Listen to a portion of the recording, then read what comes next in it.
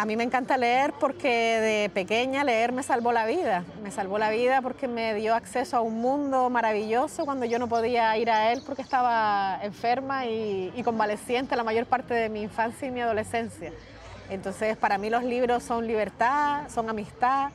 Yo los adoro y me encanta cuando veo a las personas abrazadas con el librito. Digo, mira qué lindo, igual que, ¿sabes? Como abrazar un libro, porque estás abrazando algo que es un tesoro y algo en lo que alguien ha dejado su sangre y su sabiduría y su experiencia y su alegría o su tristeza. Nada como un libro.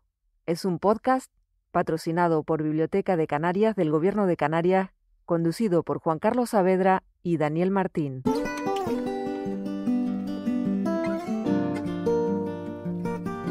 Para este episodio he preparado junto a Daniel Martín un contenido variado con un único denominador común, la literatura. Empezamos con una entrevista al novelista José Luis Correa, que nos hablará de su relación con la novela negra, de su nuevo libro y de su detective de ficción Ricardo Blanco.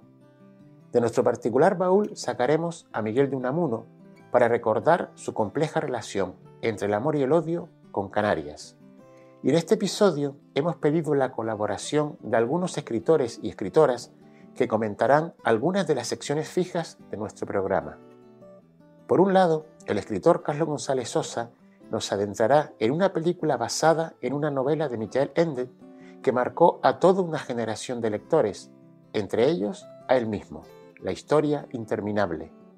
En la sección dedicada a la literatura infantil y juvenil, la escritora Alicia López recomendará la lectura de 3 clásicos que nunca pasan de modas: Pipi Calzas Largas, La isla del tesoro y Alicia en el país de las maravillas.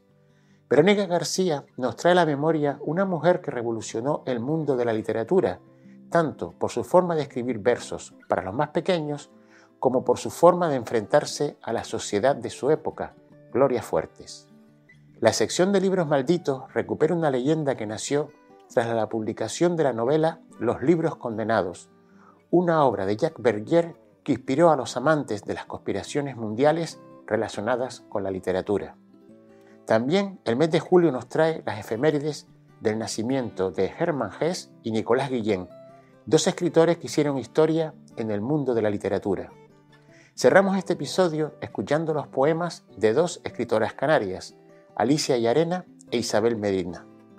Esperamos que el contenido de este podcast les permita disfrutar de la pasión que compartimos con ustedes, los libros y la literatura.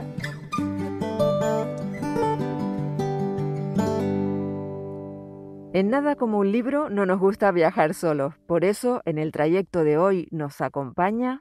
Nos encontramos con el escritor José Luis Correa. Antes de nada, pues agradecerte concedernos este tiempo en el podcast Nada como un libro. Muchas gracias a ustedes por invitarme. Me gustaría empezar con una pregunta referente a cualquier persona que se acerque a ti en los medios, en lo que serían las redes sociales.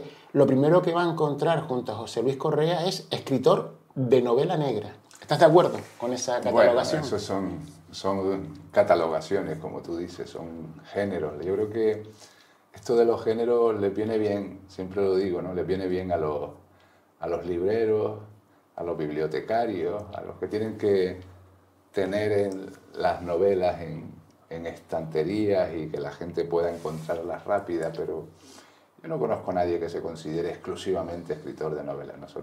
Yo me considero escritor.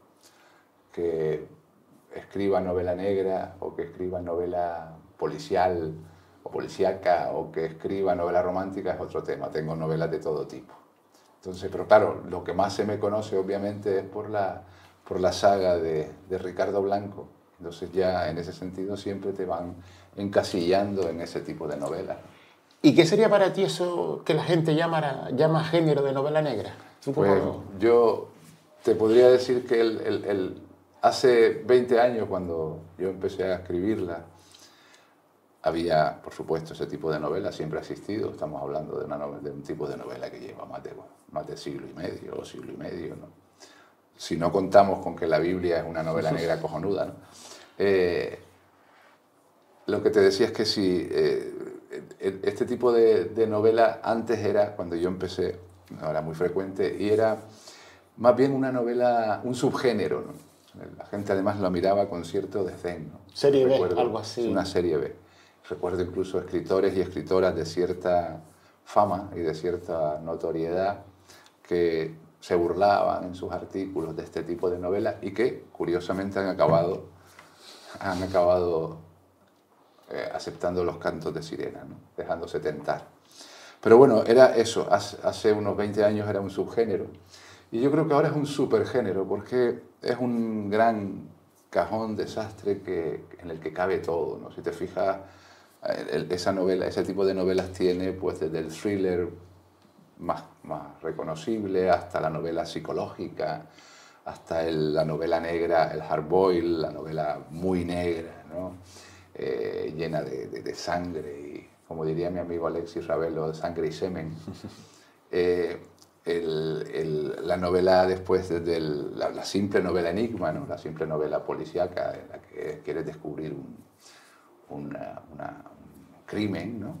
Entonces caben todos allí y al final todo el mundo termina deviniendo en este tipo de novela porque claro, nos da voz y nos da pie para contar lo que queremos contar. En el fondo, si tú quieres contar cualquier cosa hoy en día, te sale bastante negro, ¿no? Las Islas Canarias dicen que tienen el mejor clima del mundo. Dicen que también que es un lugar paradisiaco para vivir, tranquilo, por las características sociales. Con esas premisas, ¿se prestan nuestras islas a ser un buen escenario para tramas de novela negra? Sin ninguna duda, sin ninguna duda. Porque además, mira, hay un elemento interesante que es el puerto. Las islas tienen puerto y los puertos siempre son submundos dentro del mundo de una ciudad. Y si te fijas, y la mayoría o gran parte de la novela negra universal están relacionadas con ciudades con puertos. Eso no quiere decir que tengas un guardia civil trabajando en Zamora sin ningún problema. Pero básicamente tienes muchas ciudades con puerto, ¿no? Y tramas ahí alrededor de eso. Y las islas, además, yo creo que como cualquier otro sitio, son lugares narrativos donde la gente, bueno, aquí tenemos crímenes de todo tipo y lugares narrativos donde la gente pues muere, mata, siente celos, se enamora, se disparata, se corrompe. Encima las islas tienen un componente importante que es el tema de la inmigración y eso también tiene mucho de novela negra. O sea que da juego entonces. Sí, muchísimo juego. Tus novelas se distribuyen en todo el Estado español. Los lectores de fuera de nuestras islas pues se van a encontrar con un detective, Ricardo Blanco, insultando a alguien llamándolo Totorota. Sí. Era Totorota. O hablando de manises en vez de cacahuetes. ¿Crees que eso perjudica o beneficia a la hora de llegar a más público fuera de nuestras islas, usar nuestro léxico? No lo planteo nunca como si es perjudicial o beneficioso. Yo creo que la lengua es fundamental. La lengua es el elemento consustancial a la literatura, ¿no? Yo creo que lo de escribir, el escritor lo que tiene que tener es una buena historia y contarla bien. Básicamente esas son las premisas, ¿no? Y el contarla bien tiene mucho que ver con la lengua que usa, ¿no? Entonces, claro, yo soy un preocupado, bastante preocupado por la lengua. Eso yo vengo de la filología y eso se tiene que notar en algún momento, ¿no? Entonces me preocupa mucho el lenguaje, me preocupa mucho la forma de contarlo. Entonces no me planteo que sea beneficioso o que sea perjudicial, es natural. Yo creo que la lengua la única forma en la que puedo contar las historias. Para el lector extraño, para el lector extranjero o que no está acostumbrado, te plantearía lo mismo. Imagínate pues el señor de Cuenca que va a leer a García Márquez o a Rulfo, ¿no? Se va a encontrar con las mismas cosas y sin embargo lo lee perfectamente y además lo disfruta y disfruta de la diferencia, ¿no? Y disfruta del contraste. Yo creo que eso enriquece más que perjudica. La literatura de ficción, concretamente estamos centrándonos quizás un poquito más en la novela negra, ¿debe centrarse en ofrecer puro y simple entretenimiento al lector o tú crees que debe convertirse en una herramienta de denuncia social, como el caso de tu última novela? Claro. A ver, yo soy un defensor del entretenimiento. Es decir, yo soy de los que creo que la novela sobre todo tiene que divertir, tiene que entretener. El primer la primera obligación de un escritor o de una escritora es no aburrir al lector. Eso es clave, ¿no?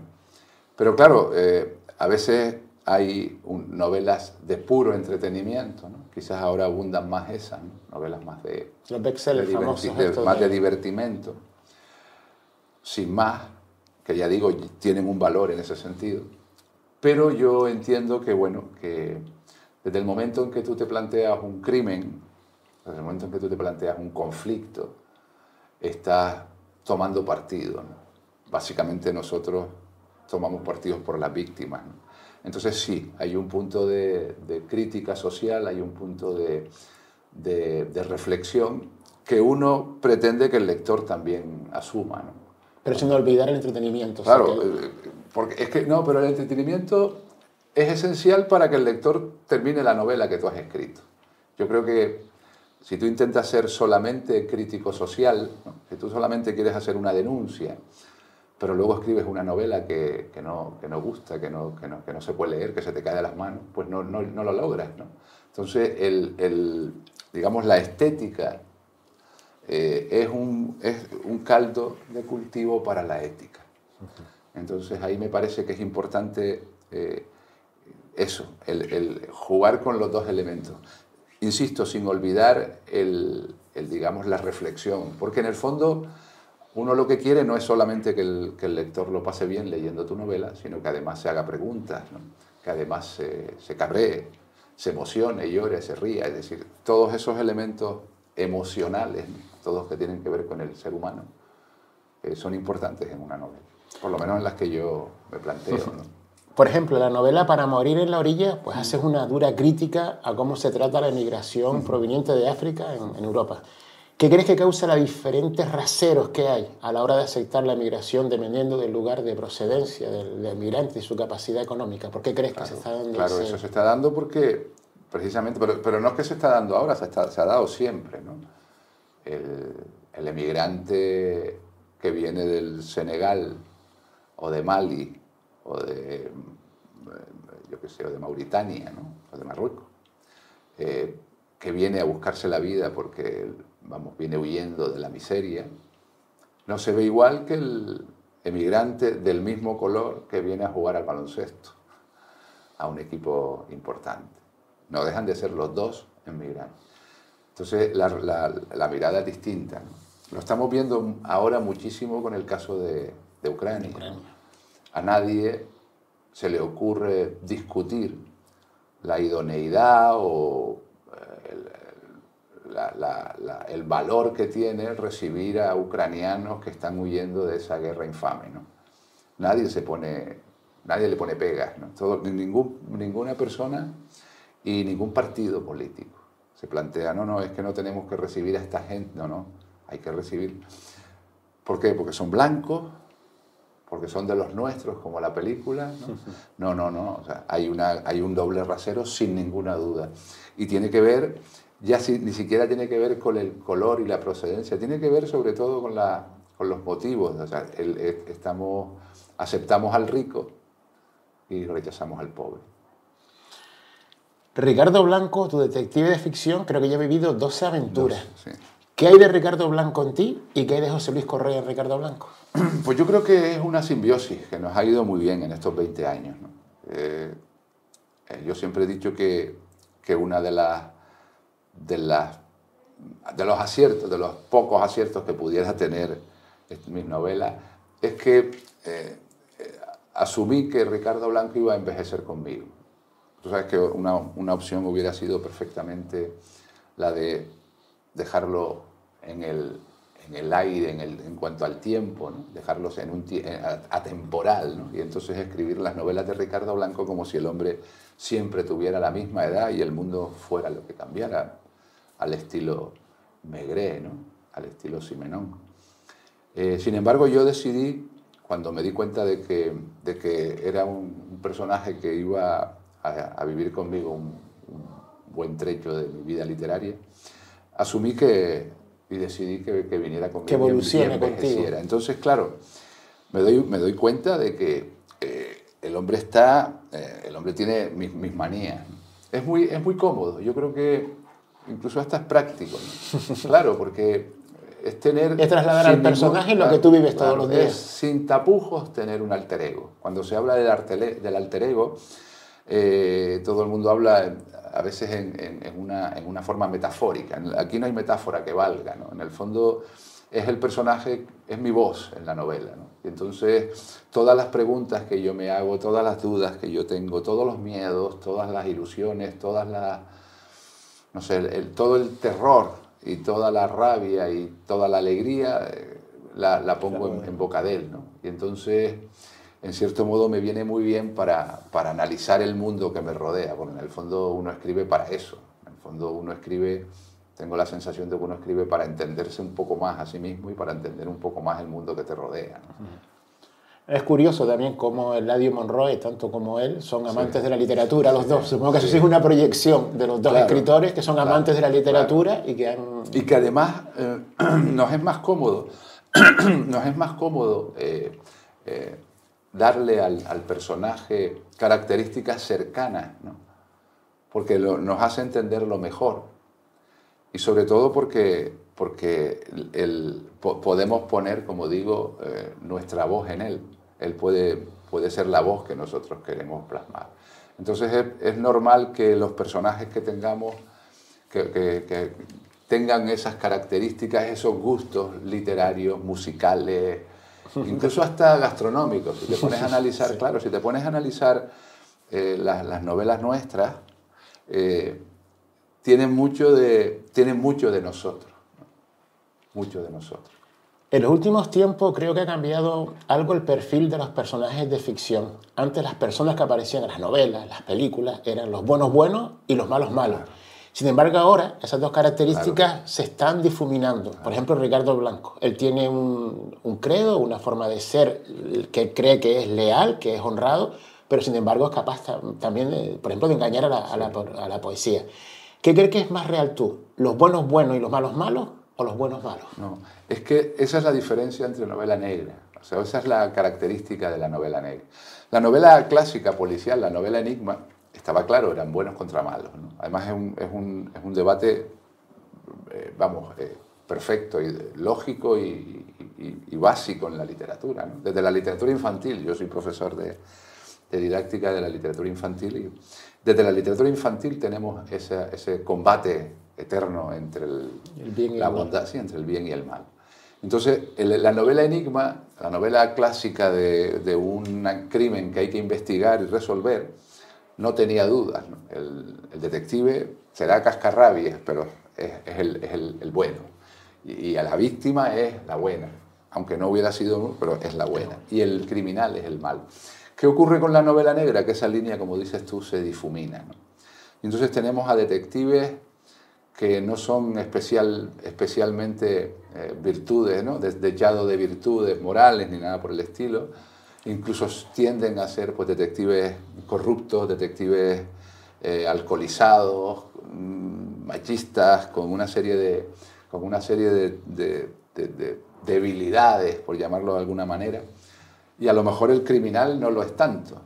Entonces, claro, esa línea del bien y el mal se difumina mucho en la novela negra. Porque en el fondo lo que pretende reflejar es eso que acabas de decir, o sea, no somos ángeles ni demonios, es decir, tenemos... Y esa es en el fondo es la esencia de este tipo por lo menos de las novelas que yo me planteo. En el fondo yo lo que me planteo es cómo alguien es capaz de hacer algo, ¿no? Es decir, alguien que aparentemente tiene unos valores morales por educación y por conciencia, que es capaz de derivar en un crimen, ¿no? Entonces, esa especie de pasar, ¿no? Cruzar la línea roja es la que me interesa a mí.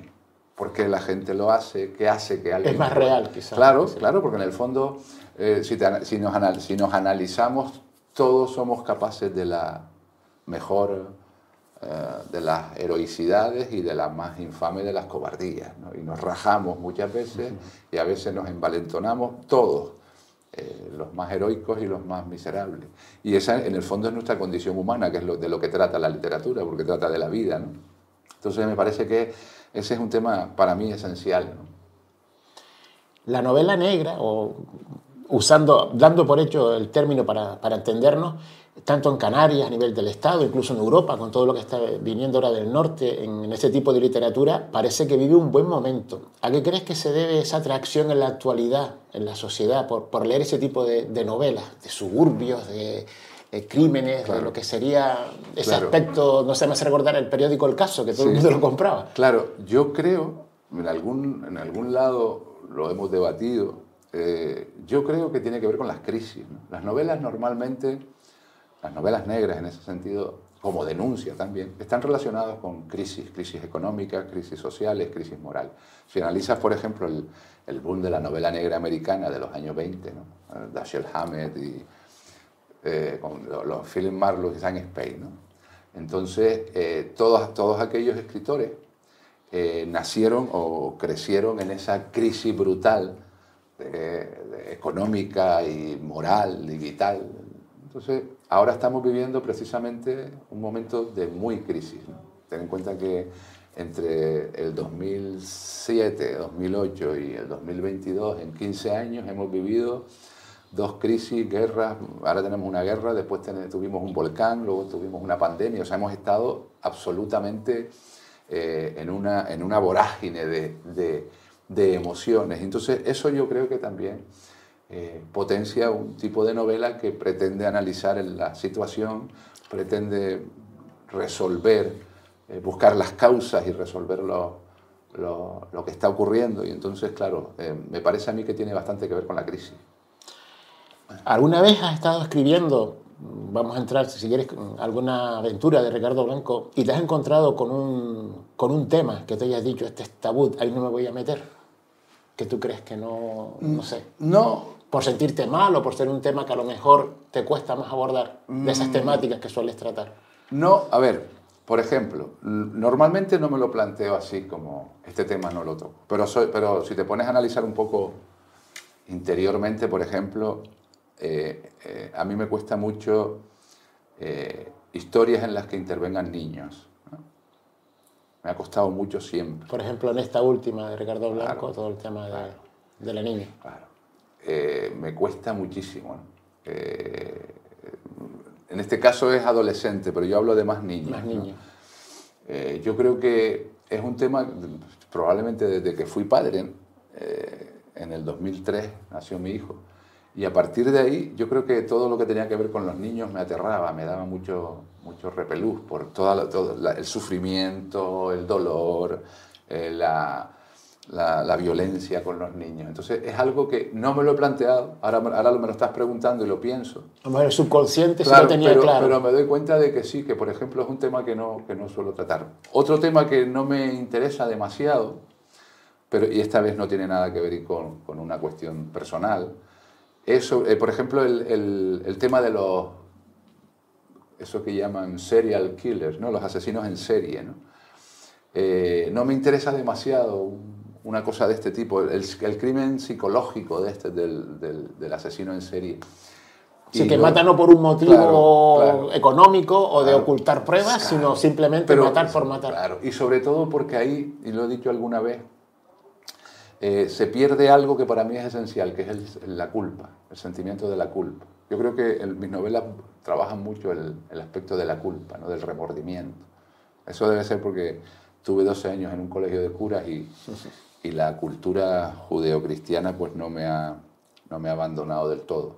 Pero creo que es eso, ¿no? Que no me interesa nada. Entonces un asesino que no se sienta culpable, que en ningún momento se replantee... Que a lo mejor es hasta víctima, ¿no? Que probablemente sea víctima de una... Exactamente, que el origen tenga también en que haya estado antes así. Entonces no me convence demasiado. Efectivamente hay personajes que son muy cabrones, con perdón. Vale, pero en el fondo después son personajes que han llegado ahí por otras historias. Entonces no me he planteado no hablar de ciertos temas, ¿no? Simplemente escribo lo que me va interesando, ¿no? Hay siempre temas generales que yo escribo sobre lo que quiero saber más que de lo que sé, porque a estas alturas ya me doy cuenta de que sé cada vez menos. Entonces escribo sobre lo que quiero saber, ¿no? Entonces, por ejemplo, este último pues hablaba de ese mundo de las mafias alrededor de la inmigración, alrededor de las pateras y los naufragios. El anterior hablaba de las redes sociales. Otro más atrás pues hablaba de las guerras, ¿no? Es decir, cosas que te planteas. El que estoy escribiendo ahora, que no sé si saldrá el año que viene, a ver si me da tiempo de acabar. Tiene que ver sobre todo con las sectas. Entonces son cuestiones generales sobre las que uno se hace preguntas, ¿no? Y a partir de ahí pues va indagando y va intentando responderlas a lo largo de una novela. ¿El vivir en Canarias ha sido alguna vez para ti un hándicap a la hora de lograr que se publiquen tus obras, de llegar al gran público? No, yo creo que en literatura, desde de las ramas del arte, quizá la literatura sea la que menos problema tenga con eso, porque la edición y la difusión, Ya está. a lo mejor un pintor, un escultor, un músico puede tener más problemas que no los tienen, porque aquí hay un montón de pintores, escritores y músicos trabajando, ¿no? Pero quizás esas ramas artísticas tengan más dificultades. Yo nunca me he planteado salir de aquí. No tengo ningún interés. Y he tenido, lo que sí es verdad, y lo reconozco, he tenido mucha suerte, porque a mí me adoptó una editorial que es maravillosa, que es Alba, ¿no? Cuando nadie me conocía, pues apareció esta editorial y apostó por mí. Y apostó por mí y sigue apostando, que es lo que realmente... Ya llevamos 12 novelas y más de 20 años juntos. Que supongo que no es por un tema afectivo, sino que ellos ven la calidad de tu obra y las posibilidades que tienen. Quiero entender, como esto no es una ONG, sino un negocio, quiero entender que a ellos también les va bien si siguen aceptando mis novelas y publicándomelas, ¿no? Entonces, es una relación, yo tengo una relación muy, muy estrecha con mis editoras, ¿no?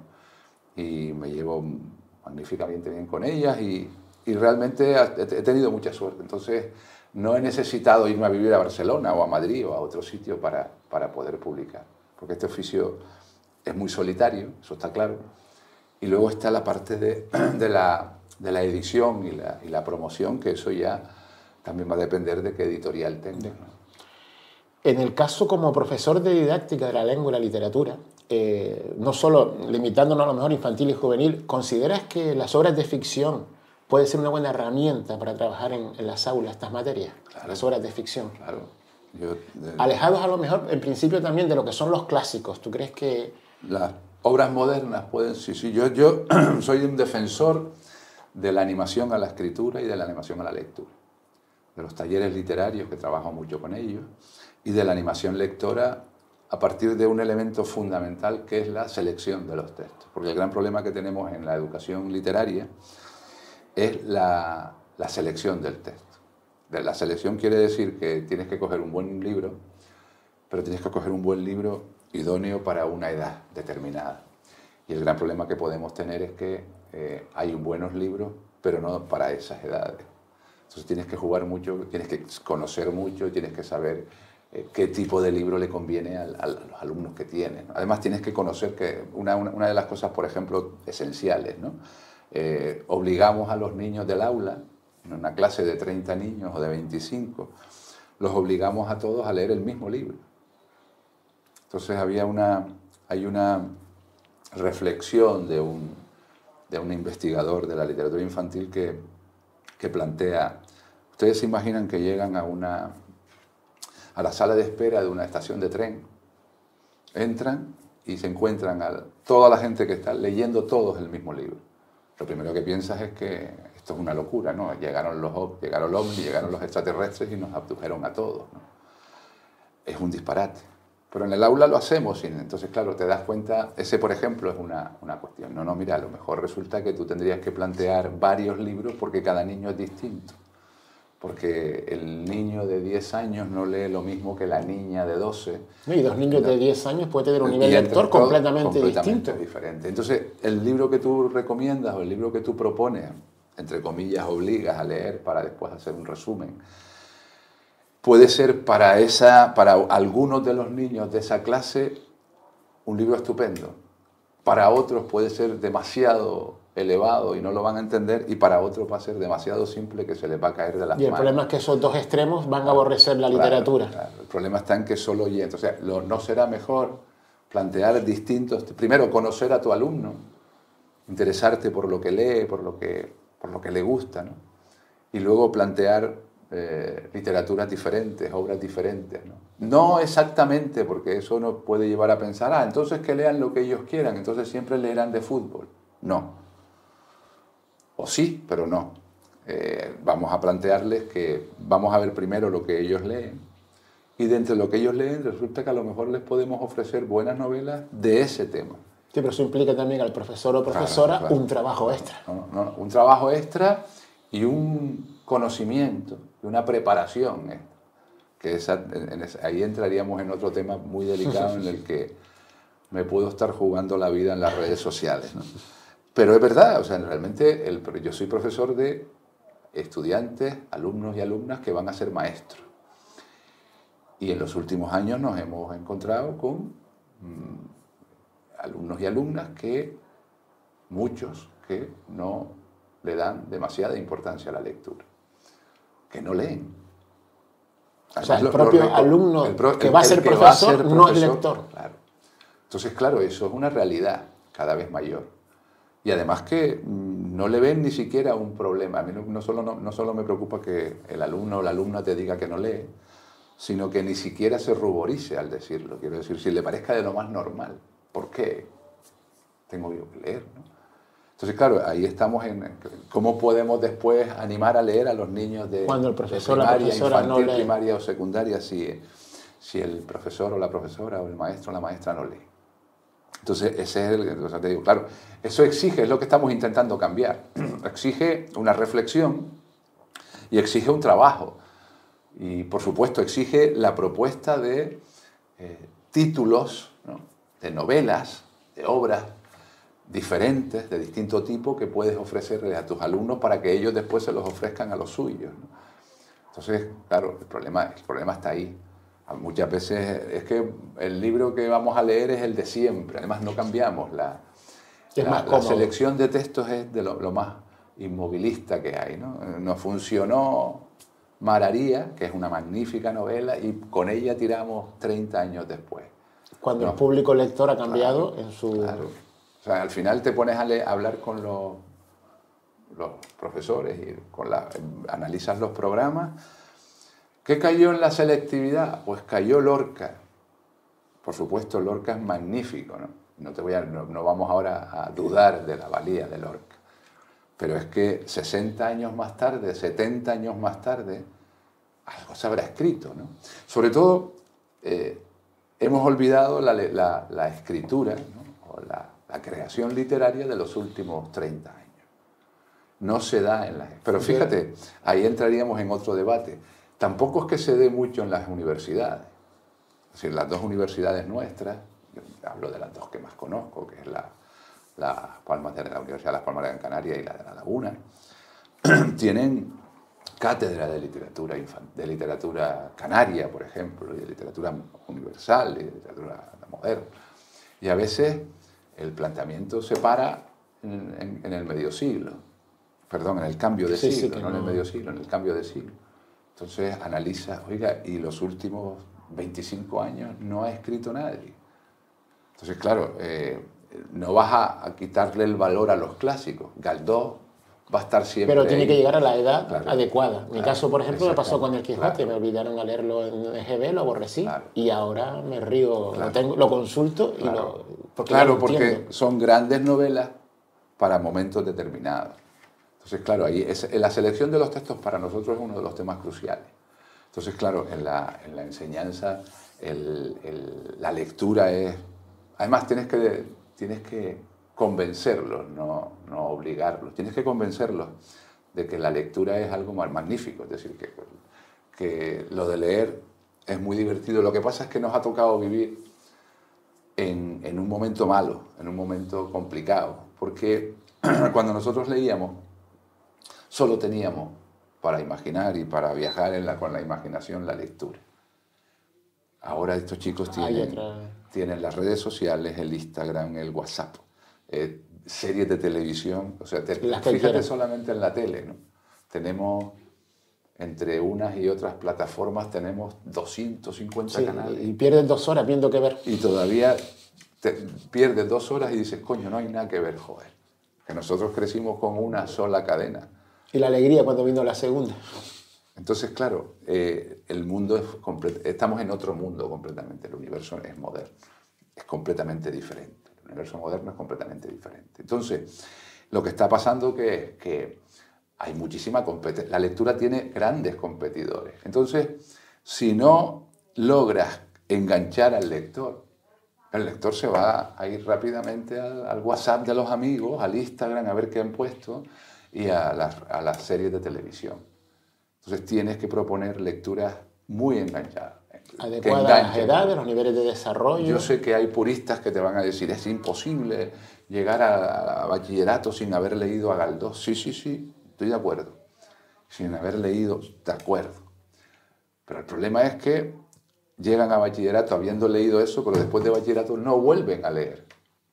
Eso es una tragedia mayor que no haber leído a Galdós en segundo de bachillerato. Que pueden haberlo descubierto, engancharlo a la lectura con otra obra y cuando ellos lo consideren, claro, acercarse a la obra de esa es la clave. Entonces, claro, esa es una discusión que tenemos hilo tempore, ¿no? Llevamos muchos años con esta discusión. Pero me parece relevante y es una discusión o es un debate que yo suelo plantear en mis clases en la universidad constantemente a todos mis alumnos. La idoneidad de los libros, el placer de leer frente a la obligación de leer. Interesante. A mí solo me queda preguntar, porque seguro que los que nos escuchen se lo plantearán, ¿en qué momento te encuentras con Ricardo Blanco? Me decías antes que estabas trabajando algo de la secta. O sea, podemos estar expectantes que dentro de un añito vista a lo mejor lo tenemos de nuevo metido en faena. Sí, verás. Yo llevo ya algunos años, ya llegué a un acuerdo con mi editorial, porque mi editorial solo me publica las novelas de Ricardo Blanco, porque tiene su público ya y su camino hecho. Quiere esa línea y yo lo respeto. De hecho, ellos dicen, Ricardo Blanco solo es una línea de la editorial. Hay una editorial que tiene, sabes que las editoriales suelen tener distintas líneas de edición. Y entonces está Alba Negra, y Alba Negra soy yo. Me dicen, mira, tú solo eres una línea de edición. Entonces yo eso lo he respetado y he llegado a un acuerdo con ellos porque primero me gustan sus ediciones, me gustan. Hay una cosa que hacen que es magnífica, ¿no? Yo publico una novela y el día que la publico aparece toda la serie entera de novelas. El otro día fui a charlar sobre el LPA Confidencial, estuvimos charlando ahí y llegó alguien que acababa de comprar la primera de Ricardo Blanco, una novela de 2002. Y la encontró. La tenían los libreros en la mesa, la editorial la saca. Entonces, eso es mágico, eso es magnífico, es decir, eso no pasa en ningún sitio. Sí, los libros sabes que suelen morir. Claro, tú vete a buscar una novela, cualquier escritor o cualquier escritora te dirá, estoy intentando encontrar una novela mía de 2016. Ya no está en ningún lado. Sin embargo, la mía de 2002 y la del 5 y la del 8, todas están ahí. Entonces, eso es una cosa que a mí me encanta y les agradezco muchísimo a mi editorial. Entonces, en ese sentido, yo voy a seguir publicando con ella. Entonces, ¿qué hago? Llegué a un acuerdo con ellos y les dije, bueno, yo voy a escribir realmente lo que me interesa y meto un muerto por el camino. ¿Vale? Meto a Ricardo y a un muerto por el camino. Y es lo que hago. O sea, realmente en mis novelas la investigación o el cadáver o el crimen no son especialmente lo más relevante. Lo que está alrededor de eso es lo que me interesa a mí. La sociedad que retrata. Exactamente. Entonces, alguien siempre te pregunta, joder, ¿no estás harto de Ricardo? Pues no. ¿No te parece que es que tú no asumes el reto de una novela diferente? ¿Te parece poco reto? Volver 13 novelas, sacar ahora la 13ª de Ricardo Blanco. ¿Te parece poco reto? Cuando el lector ya puede estar hasta las narices de ti y de Ricardo y tú tienes que crear una novela que lo vuelva a enganchar. Es decir, el reto que yo me planteo siempre en cada novela es, yo le tengo que ofrecer a mis lectores y a mis lectoras les tengo que ofrecer el universo de Ricardo Blanco reconocible, pero no le puedo repetir No pueden sentir la sensación, Correa, me estás contando lo mismo otra vez, no. Tiene que ser nuevo, ese es el reto. Entonces ese es el reto que me he propuesto, porque yo tengo novelas inéditas y las propuestas para publicar no me han interesado. Son propuestas que no me iban a llevar a mucho. Entonces me niego a sacar una novela, sacar por sacar. Claro, y me niego a escribir una novela que luego no voy a publicar. Lo siento, yo entiendo que la literatura es una conversación entre un lector, entre un escritor y un lector, entre una escritora y una lectora. Lo tengo clarísimo. Entonces yo me niego a pasar 1 año y medio de mi vida o 2 años de mi vida contando una historia que luego nadie va a leer. Para que duerma en un cajón. Claro. Entonces ya tengo algunas ya y me cabrea, me molesta mucho. Lo siento. Entonces, como estas sé que van a salir seguro, porque bueno, hasta ahora han salido porque mi editorial me ha respaldado y el día que no salgan pues ya me plantearé qué hago. Pero como estas tengo esa cierta seguridad en mis editoras y ellas en mí, pues entonces lo que hago simplemente es eso. Yo me planteo un problema, me planteo un tema del que hablar, que me vale cualquier cosa. Y a partir de ahí, eso, aparece un cadáver y aparece Ricardo investigando. Y a partir de ahí... Entonces, y esta vez era con sectas, decía. Sí, llevaba tiempo dándole vueltas al mundo ese de las sectas, ¿no? Que en Canarias está bastante Por eso fuerte. Que encima aquí hay una... Pasa que lo he alejado de Canarias, es una secta que viene de fuera. Entonces ahí estoy en esa investigación y en ese estudio y tal.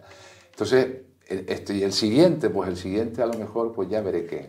Además, esta novela lo que tiene, y lo he dicho alguna vez, es que se resuelve el caso entre la víspera y el mismo día que el señor Sánchez nos confina, el 14 de marzo del año 20. Quiero acabar la novela, ya está por ahí en el aire un virus chino. Y entonces quiero acabar la novela en ese momento para que la siguiente ya estemos liberados. Sí, porque no soy capaz.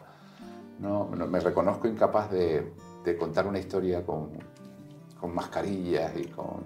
Sí. El otro día presenté a ¿cómo se llama este? A Lorenzo Silva y a su mujer hablando presentando una novela que transcurría en la pandemia. Ahora quedó fatal porque no recuerdo el nombre de la mujer, me van a matar, cada vez tengo menos memoria. Entonces los presenté y hablaban, y ellos hicieron una novela estupenda y magnífica de la pandemia, dentro de la pandemia. Entonces yo me dio envidia porque yo no he sido capaz, no me considero con ánimo ni con fuerza para contar una historia dentro de la pandemia. Entonces, en teoría esta novela saldrá el año que viene, va a terminar justo en la pandemia y la siguiente, que saldría a lo mejor el 24 o el 25, ya estamos todos liberados de mascarilla. Y puedo hablar a lo mejor de secuelas de la pandemia, pero ya no me meto en eso. Pues nada, agradecerte haber compartido este tiempo con nosotros, José Luis. Gracias a ustedes por invitarme. Ha sido un placer.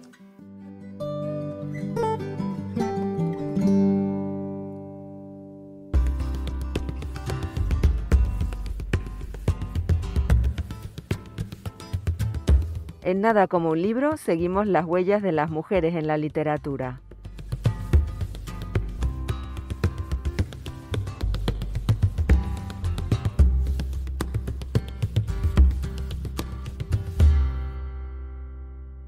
Siempre me ha llamado la atención la escritora Gloria Fuertes. Esta semana encontré un libro suyo que me recordó una tarde de lectura con mi primer hijo. Las risas, los giros inesperados o los personajes más disparatados volvieron a mi mente y con ese recuerdo la necesidad de saber un poco más de su vida y de su obra. Gloria Fuertes nació en 1917. Relegada a los cuentos infantiles y poemas de rima falsamente facilona, Gloria Fuertes fue, por encima de todo, una escritora de una profundidad inmensa, solitaria y poco reconocida. Se trataba de una mujer moderna en una época en la que las mujeres no tenían fácil el espacio en la vida pública española. Fue una niña pobre que pasaba hambre por las calles de Lavapiés. Ya sabía leer a los 3 años de edad, escribía por las noches, le gustaba ir al campo y tuvo que aprender a regatear en el mercado desde muy pequeña. Si queremos saber datos de su vida, no tenemos más que leer sus textos. Cuando mi madre me veía con un libro, me pegaba. Nadie de mi familia me dijo nunca: escribe, hija, escribe, que lo haces bien. Nadie. No tengo nada que agradecer a mi familia. Pero cuando se quiere una cosa, aunque tu familia no te ayude, se consigue. Si vales de verdad y quieres algo con todas tus ganas, sales adelante seguro. Más tarde, cuando pudo, estudió biblioteconomía e inglés, y además de dedicarse a la literatura infantil, a las obras teatrales y a los poemas, colaboró con revistas para adultos y en 1951 fundó el grupo femenino Versos con Faldas, en el que durante 2 años realizó frecuentes lecturas y recitales por cafés y bares de Madrid. Se retrató en sus versos como enamoradiza, fumadora empedernida, solitaria, soltera, lesbiana, pacifista y feminista. Es fácil recordarla por su ironía y su sonrisa tierna. Defendía los derechos de las mujeres, desde el derecho a leer, a escribir, a trabajar o a ser poeta en un momento histórico en el que estaban reducidas al espacio doméstico. También cuestionó los modelos tradicionales femeninos durante el franquismo. En 1978 publicó el libro 3 reinas magas, Melchora, Gaspara y Baltasara, considerado un clásico de la literatura infantil.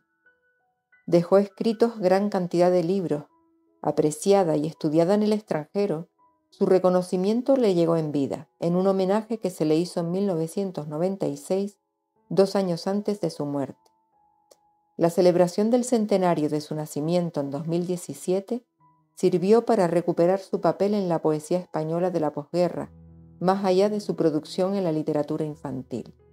Hoy podemos acceder a su obra en ediciones de calidad y está en el lugar que le corresponde en la literatura española.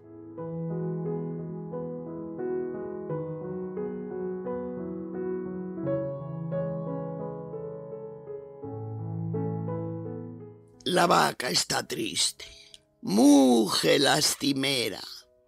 Ni duerme, ni bebe, ni pasta en la hierba. La vaca está triste porque a su chotito se lo han llevado los carniceros al mercado. Está tan delgada la vaca de Elena que en vez de dar leche, da pena.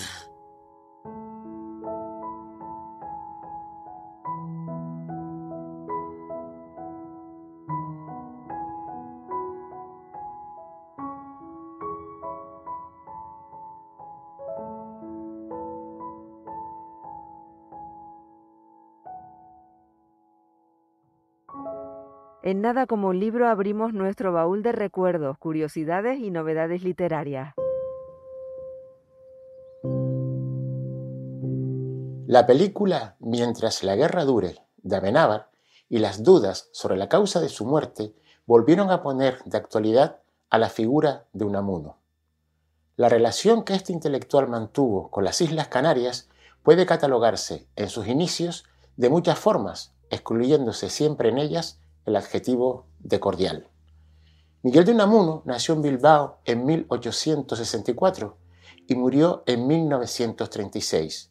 Nos dejó todo tipo de obras literarias, novelas, ensayos, poesía, teatro.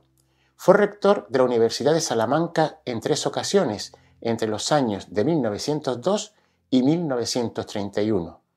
Está considerado uno de los grandes pensadores de la época, aunque hemos de decir que sus postulados fueron cambiando o evolucionando a lo largo de toda su vida.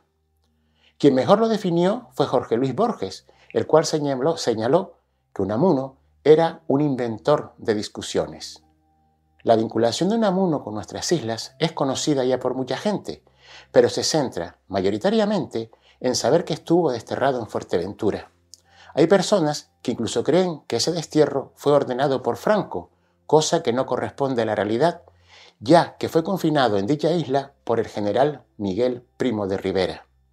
Lo que quizás no es tan conocido es una visita que realizó a las islas antes de su destierro, en la cual Unamuno se mostró como era, contradictorio y fiel a la definición que se puede hacer de personas como él, genio y figura hasta la sepultura.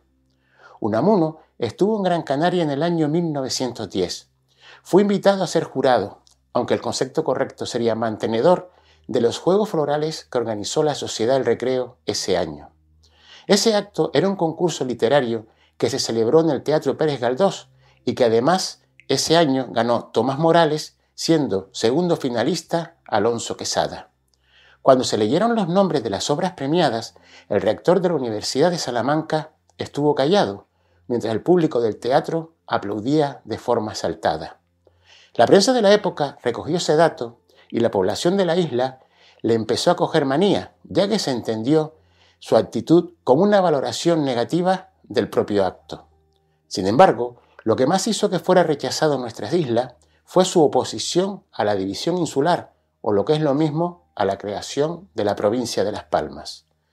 Otra gran crítica que realizó tan especial personaje en su visita a las islas fueron las palabras que dedicó a nuestro paisano Nicolás Estébanes y a su famosa poesía Canarias. En ella, Nicolás dice: la patria es una peña, la patria es una roca, la patria es una fuente, la patria es una senda y una choza. Mi patria no es el mundo, mi patria no es Europa, mi patria es de un almendro, la dulce, fresca, inolvidable sombra. La respuesta de Unamuno ante estos versos fue: desgraciado del que tenga por patria a un almendro. Sus ramas le servirán solo para colgarse de ellas. Tras su paso por Fuerteventura durante su destierro, parece que se arrepintió de sus palabras y entendió por fin lo que significa para un isleño el aislamiento y el vivir cercado por el mar. En el año 1931 escribió: se abarca mejor el universo desde un almendro que desde una aldea o villa, desde un estado, desde un continente. Al final, llegó a comprender el gran apego que sentimos los canarios por estas 8 peñas rodeadas de mar.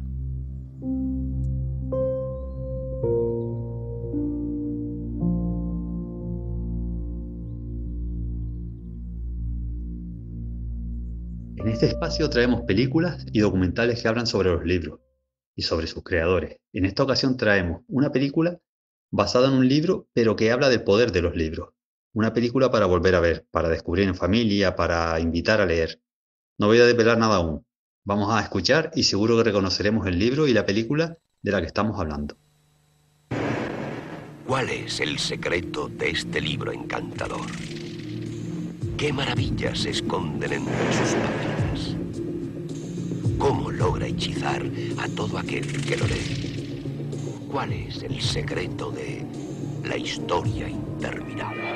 En una entrevista que el autor le concedió al diario El País, declaró: para encontrar la realidad hay que hacer lo mismo, darle la espalda y pasar por lo fantástico.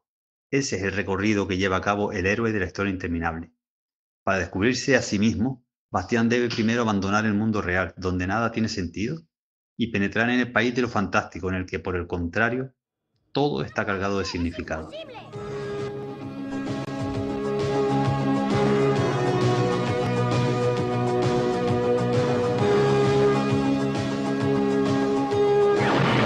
Entrará en un mundo donde la imaginación de un niño se convierte en una palpable realidad. El mundo de Atreyu y Artax, del Comepiedras y del bondadoso y amable No. Y son los libros el billete de entrada a ese país de lo fantástico, y por lo tanto los que nos ayudan a conocer mejor nuestra realidad. La primera escena de la película es una declaración de intenciones, porque el personaje se despierta con un libro. Ha perdido a su madre y el camino que le propone el mundo adulto para ser feliz es olvidar las emociones, la imaginación, los sueños. Peligroso, asombroso, inolvidable y libre. Para cualquiera que alguna vez haya deseado algo, o haya creído en una fantasía, o haya soñado, esta es la historia interminable. La historia interminable es un libro de Michael Ende, publicado en Alemania en 1979. Fue un éxito, pero no solo en su país de origen. A lo largo de estos años, ha conquistado las librerías personales y los corazones de millones de personas y se ha traducido a más de 36 idiomas diferentes. ¡Uy, Uraun es más bonito de lo que yo pensaba!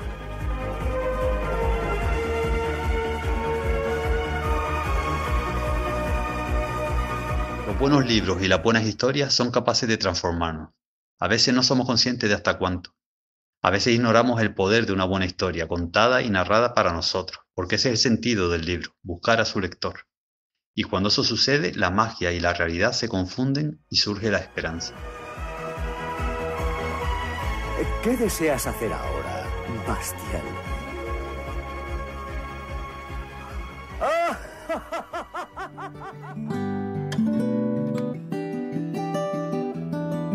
Nada como un libro. Es un podcast patrocinado por Biblioteca de Canarias del Gobierno de Canarias, conducido por Juan Carlos Saavedra y Daniel Martín. Bueno, pues hola, yo me llamo Imar Reyes Afonso y estoy presentando mi libro Cercados. Es una novela histórica desarrollada en Inglaterra en el siglo XVI. Es un periodo en el que se decretaron las llamadas leyes de cercado, que son unas leyes que se hicieron para producir mucha más lana en un momento en el que se está disparando el precio. Y lo que hicieron fue cercar el terreno, crear pastos donde antes los campesinos podían trabajar la tierra. De manera que un montón de campesinos perdieron su medio de subsistencia y tuvieron que irse a ciudades en busca de trabajo para los cuales no están cualificados, y se empezó a crear hubo mucho mendigo, empezó a mendigarse mucho, incluso se empezó a ver un aumento de los robos y a crearse un tipo de miseria y pobreza que hasta ese momento era desconocido, porque hasta el que menos tenía siempre le quedaba la opción de ir al campo, al bosque y cazar o recolectar algo. Entonces se dieron una serie de rebeliones y yo cuento una historia de varios personajes situados en una aldea que es ficticia, aunque la he tratado de dibujar como eran las aldeas de la época, donde una vez llegan las leyes de cercado, pues varios personajes toman distintas decisiones cuando se ven afectados por ellas. Algunos intentan encontrar acomodo en el nuevo sistema de pastos, pero claro, para los pastos con una persona te basta, en un terreno donde antes de labranza había muchísima más gente trabajando. Otros intentan irse a las ciudades en busca de mejor fortuna y otros se van a la rebelión. Y cuento concretamente una rebelión que hubo, que es la rebelión de Robert Kett, que fue bastante singular y son historias entrelazadas, cruzadas con varios personajes en esta época convulsa. Hubo un periodo previo de documentación, porque la historia yo me la encontré leyendo un ensayo de renta básica. En un capítulo se hablaba de este tema y entonces me puse a documentarme más y leía a autores de la época leí Utopía de Tomás Moro, y ya él denunciaba que todo esto que estaba pasando por los pastos. Y en ese proceso de documentación, aparte de que me fue dando más, arrojando luz a parte de la historia que yo todavía no tenía clara, aprendí muchísimo más de toda esa época y de todo lo que pasó con esto de los pastos y los presentes que pudo sentar esas rebeliones, que aunque muchas fueron sofocadas cruelmente, en general muchas leyes que se intentaron, que se demandaron a raíz de esas rebeliones, a la larga terminarían saliendo adelante. A ver, a mí escribir me supone me sirve casi como terapia para ordenar mis ideas, para los discursos que creo, tratar de darle forma, y en este caso es la primera novela que termino, no es la primera vez que publico ni que escribo, pero todo el proceso, siempre creo que es importante terminar los proyectos que empiezas para que puedas sentir que avanza, ¿no? Y al final, una época cuando eres más joven y que empiezas cualquier tipo de relato, ahí se van quedando las cosas, pero terminar los proyectos es importante. Yo he intentado que no sea una obra demasiado sesuda, porque al final son historias trágicas, hay personajes que sufren miseria, ¿no? Pero creo que se ha quedado una historia bastante dinámica. El tema de hacer un protagonismo compartido con varios personajes cuyas historias se entrelazan, aparte de darme una perspectiva global para contar toda esa época, no solo simplemente con un personaje y sus peripecias, sino con varios que tienen distintos caminos, pero que está todo conectado, también le da dinamismo a la narración.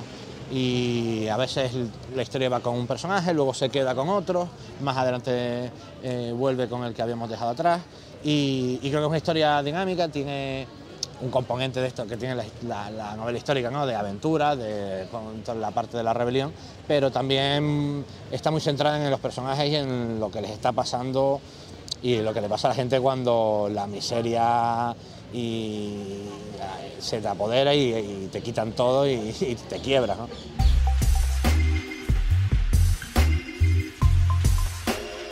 En Nada como un libro, libros malditos, prohibidos, llenos de leyendas y misterios. Los que consideran que hay libros con saberes ocultos dictados por entes espirituales o por seres de otros planetas creen en la existencia de una comunidad denominada los Hombres de Negro, cuya misión es destruir ese tipo de libros para evitar que el poder que encierran puedan caer en manos de gente que los usen en su interés y en perjuicio de la humanidad. Esta teoría nació precisamente de dos de los libros que más han impactado en la creencia de la existencia de esos libros revelados. Se trata de las obras de Louis Powell y Jacques Vergier, El retorno de los brujos y Los libros condenados. Los libros condenados se publicó en España en el año 1976 por la editorial Place Llanés y en su momento tuvo un gran éxito de ventas. Aún hoy, sus primeras ediciones son un objeto buscado por los coleccionistas amantes de la temática que podemos denominar oculta. La teoría que mantienen los autores de esa mítica obra es que a lo largo de la historia han sido destruidos por el fuego un montón de libros de temática mágica. Otros, de igual contenido, se mantienen ocultos para el gran público. El primer ejemplo que se nombra de destrucción masiva es la quema de la Biblioteca de Alejandría, ejecutada por unos hombres de negro que lideran una conspiración mundial desde el principio de los tiempos para acabar con ese tipo de obras. Louis Powell y Jacques Vergier incluso defienden que en una de las presentaciones de sus libros aparecieron esos extraños seres entre el público. Las obras de estos dos autores iniciaron un tipo de literatura conocido como realismo fantástico, género que alcanzó una gran popularidad en el pasado y que aún sigue contando con buen número de seguidores.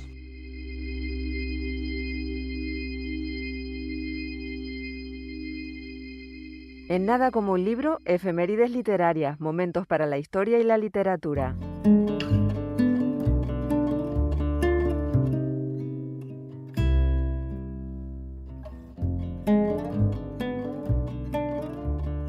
El mes de julio nos trae las efemérides del nacimiento de dos grandes de la literatura, Hermann Hesse y Nicolas Guillen. El 2 de julio de 1877 nació en Suiza el escritor Hermann Hesse. Este novelista alemán obtuvo el Premio Nobel de Literatura en el año 1946. A él se le debe en gran medida el conocimiento del budismo y de la espiritualidad oriental en Occidente. Su novela Siddhartha se publicó en el año 1922. 40 años después, y ya con Hermann Hesse reconocido mundialmente como uno de los mejores escritores del siglo XX, las reflexiones de Siddhartha y su amigo Govinda se convirtieron, por méritos propios, en el libro de cabecera de la denominada generación hippie. La búsqueda de respuestas a las preguntas esenciales que todos nos hemos hecho en algún momento de nuestras vidas por el protagonista de la obra hizo que millones de personas se sintieran reflejadas en ellas y se lanzaran a conocer el budismo y el hinduismo. Sin lugar a dudas, otra de sus grandes contribuciones a la literatura universal es El lobo estepario. Se publicó en el año 1927 y con ella Hermann Hesse intentó dar respuesta a la crisis existencial que él mismo padecía. Su protagonista, Harry, es un ser solitario que no encaja en el mundo en el que le tocó vivir, un mundo hecho para la gran masa uniforme, donde no tendrían cabida ni los intelectuales ni los que son diferentes a la uniformidad. Por su parte, Nicolas Guillen, considerado el poeta nacional cubano, nació el 10 de julio de 1902. En su obra poética destaca el reconocimiento de la sociedad cubana como una sociedad afroamericana y el uso del verso como arma de reivindicación social y política. Debido a las temáticas que abordó, su obra se ha convertido en un referente para los movimientos de izquierda de todo el planeta. En la voz del cantautor cubano Pablo Milanés, algunos de sus versos han hecho universales, como es el caso de la canción De qué callada manera. Otro de sus grandes poemas que han sido musicalizados es La muralla, un poema-canción que se ha convertido en signo de protestas reivindicativas.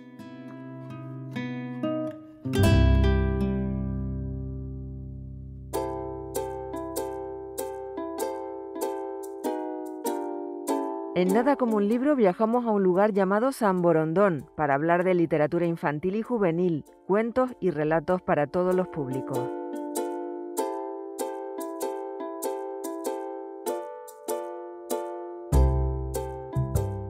Benito Pérez Galdós escribía en los episodios nacionales: todos van y vienen, cuál para arriba, cuál para abajo, y él se queda siempre, pues ni tiene piernas para andar, ni tampoco deseos de ir más lejos. Pues hoy traemos a nuestra isla de San Borondón libros que consideramos imprescindibles, libros que van y vienen, algunos para arriba y otros para abajo. Los hay que se quedan para siempre. Eso significa que esos libros tienen piernas para andar, y los hay que no irán muy lejos. Libros que se pueden leer en familia, libros que han sobrevolado el tiempo y el espacio, libros que podemos compartir. Son libros que siempre están, que podrás encontrar en cualquier lugar porque son para siempre. Te animamos a que vuelvas a leerlo, y si tienes oportunidad, que lo hagas con un lector que comienza, con tus hijos, con alumnos o con un amigo incluso.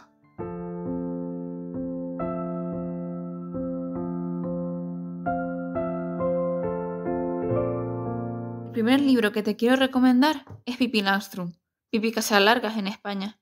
Está escrito por Astrid Lindgren. De la autora ya hablamos en el primer episodio de la primera temporada de nuestro podcast. Pippi Casalargas, la niña de pelo rojo y trenzas, vive sola en Villa Villacuya, con su caballo y su mono.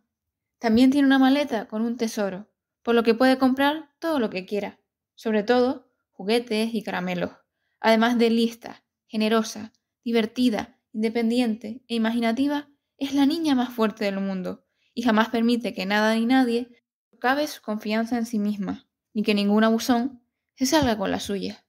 Actualmente puedes conseguirlo en la editorial Coquino, que presenta el libro diciendo que Pippi Casalargas armó una revolución en el cuarto de los niños cuando se editó por primera vez en 1945. Desde entonces, varias generaciones de pequeños y grandes en todo el mundo han llegado a conocerla y a quererla.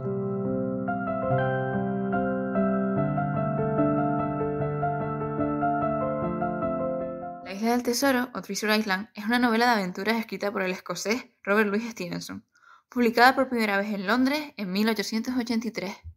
Son varias las editoriales que han publicado hasta ahora en España.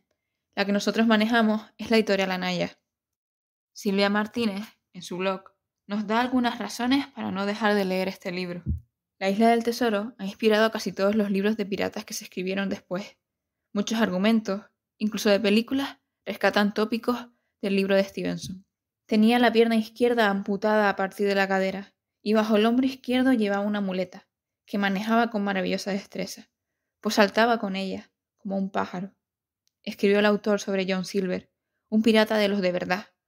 Leer La Isla del Tesoro te acercará a la personalidad de este tipo complejo y con cara de pocos amigos y muchos enemigos. Descubrirás a uno de los escritores de la literatura universal, R.L. Stevenson, escritor británico del siglo XIX. Escribió otros libros muy conocidos, como El misterioso caso del Dr. Jekyll y Mr. Hyde, Secuestrado o La flecha negra.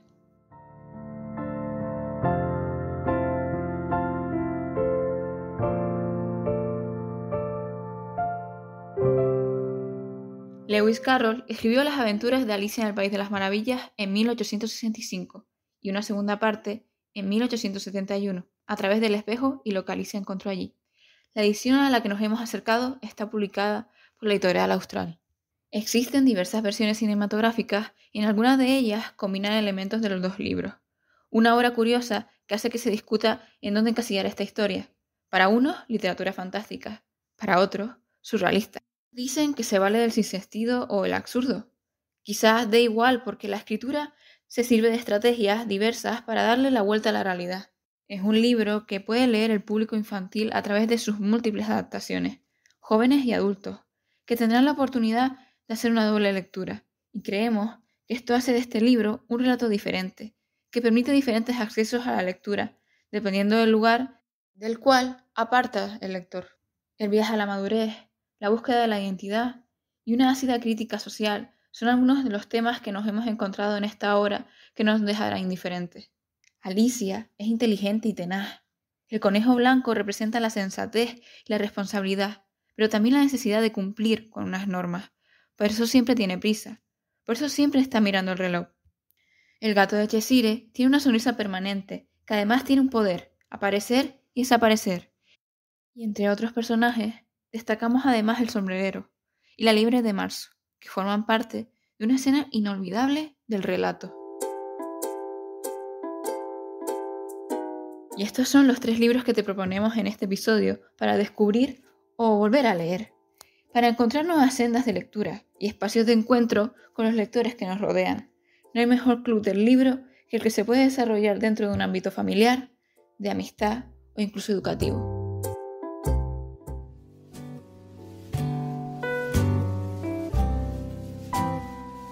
Versos al viento. Poemas hasta el próximo encuentro. Toda erizada de picos duros, llenos de tiempo, con sabor a tierra yerma, con sabor a boca seca. Aulaga de tierra pobre, con sed de justicia y agua, aulaga de malpaíses que tristemente se clava. Dicen que mi pelo negro es una aulaga africana. Me alegro. Es bueno que se parezca mi pelo, como el aulaga, a mi tierra triste y seca, de sed, de justicia y agua. Yo soy la mujer que te expulsó del paraíso, el veneno y la serpiente, la manzana y la astucia, la que probó en secreto los frutos del Edén, la que gozó primero sus aromas prohibidos, la mujer que tentó la fortaleza de tu espíritu, la que sedujo tu cuerpo recién hecho. Yo la que te atrajo irresistiblemente con una sola herramienta de una fruta. Yo la que cargo desde entonces con las tristes maldiciones de la historia, los reproches del tiempo, la afligida densidad de la materia. Yo la aborrecible, porque quiso liberarte del tedio de los días semejantes. Yo la maldad, por haberte interrumpido la templanza en medio de la noche. Yo soy la culpable de haber perpetrado este delito, esta ingenuidad tan torpe, este tonto pecado de engañarme a mí misma, sin advertir el tamaño de toda tu flaqueza. Yo la que puse la manzana en el centro de tu boca. Yo también la que sabe que tú pudiste negarte, mas no lo hiciste. Nada como un libro. Es un podcast patrocinado por Biblioteca de Canarias del Gobierno de Canarias, conducido por Juan Carlos Saavedra y Daniel Martín.